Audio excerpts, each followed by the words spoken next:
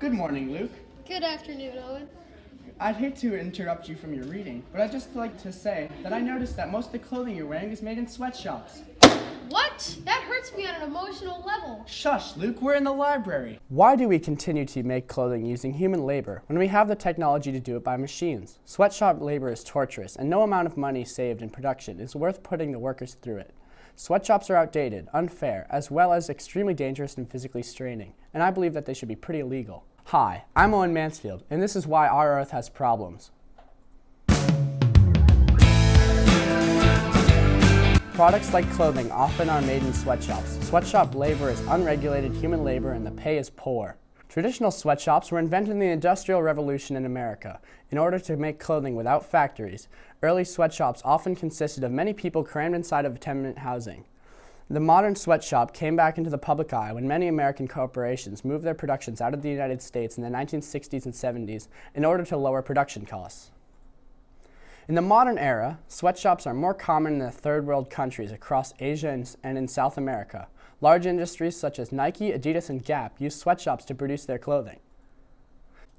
Sweatshops are old-fashioned, as we have used the same technology to make our clothing since the early 20th century. Wondering what that state-of-the-art piece of equipment is? That's right, folks. The same high-tech machine that's used to make your Nikes is the same machine that was invented in the 1910s, the sewing machine. And why wouldn't people use it? It's the one cost-effective option to make clothing. Sweatshops are just straight up unfair, as they pay as low as $1.26 to 24 cents an hour. Most of the time, the pay is based on a piece rate, or the amount of product you make is the amount you get paid.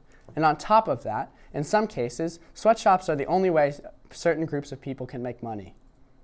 Up to 99% of clothing and shoes sold in the U.S. was made in sweatshops, says outsourced media, and that 99% is a direct result of fast fashion, a way of making clothing that are fashionable for a low price. The fast fashion system works, and it should, because as a mass majority of American consumers rely on fast fashion to clothe themselves, paying over $250 million on clothing per year. This just in, kind of.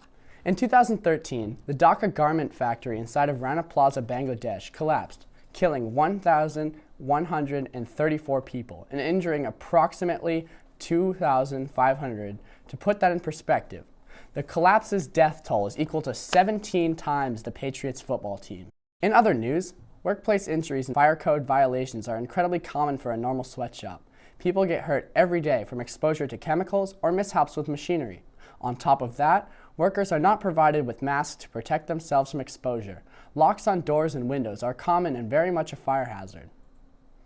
Verbal and physical and sexual abuse are common in sweatshops. Mexican workers have reported being forced to work all-night shifts and being prevented from leaving the factory by armed guards.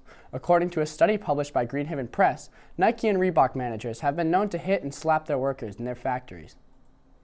Until the technology is developed to make a mechanized way to produce our clothing with the softness of the fabric and the intricate patterns used in the sweatshop will remain a common factor in the modern world.